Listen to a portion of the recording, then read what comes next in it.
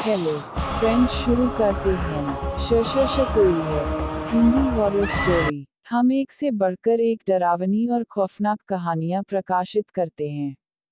पेश है इसी कड़ी में खौफनाक आत्मा हिंदी हॉरर स्टोरी। आशा है ये आपको पसंद आएगी। राजन अहमदाबाद में रहता था। वो वही एक मॉल में काम करता था। राजन बहुत ही मेहनती और ईमानदार था, इसलिए मॉल के मालिक राजन पर पूरा विश्वास करता था।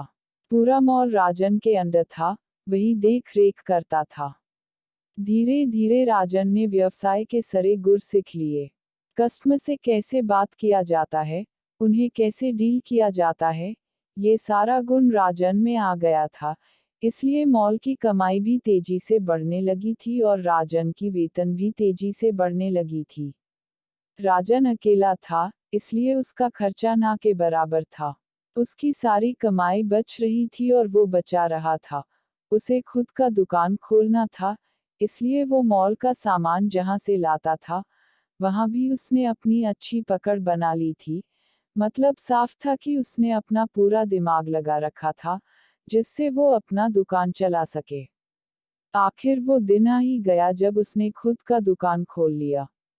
इसमें उसकी मदद उसके मॉल की मालिक ने भी की। धीरे धीरे अपनी पूरी मेहनत से वो अपना दुकान भी चला लिया। उसने जब दुकान खोला तो महिलाओं के लिए भी कपड़े रखे, जिसके लिए उसने श्वेता को दुकान पर रखा, जिसका काम था महिलाओं को कपड़ा दिखाना था। बाकी का सारा काम खुद राजन कर लेता था। उसके बाद से विचार से, स्वभाव से और जान पहचान से उसका दुकान तेजी से आगे बढ़ने लगा। श्वेता राजन की पूरा मदद करती थी। दुकान तेजी से आगे बढ़ने लगा। दुकान एक साथ काम करने से श्वेता और राजन में प्यार होने लगा। धीरे धीरे श्वेता और राजन का प्यार गहरा होने लगा। ज्यों ज्यों समय बीतता गया, दोनों करीब आते गए और एक दिन राजन ने श्वेता से शादी की बात कही।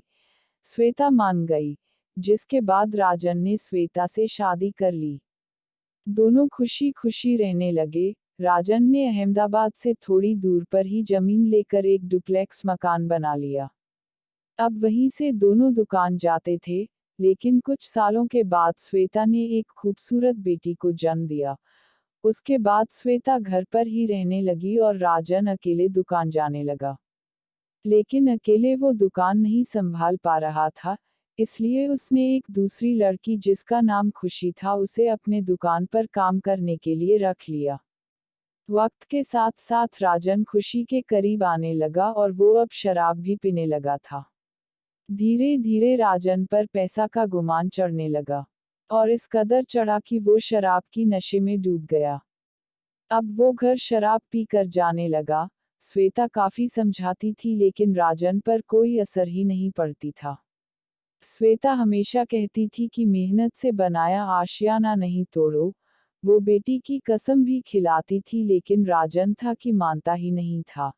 धीरे धीरे श्वेता हार मान ली और राजन को बोलना छोड़ दी। इधर राजन अब रात को भी घर नहीं आता था। वो खुशी के साथ ही उसके घर पर रह जाता था। जब ये बात श्वेता को पता चली तो वो बहुत दुखी हुई, लेकिन सिर्फ और सिर्फ अपनी बेटी वजह से चुपचाप सब कुछ देखती रहती थी। अगर आप लोगों को हमारी स्टोरीज पसंद आए हो तो please subscribe to my channel and press the bell icons.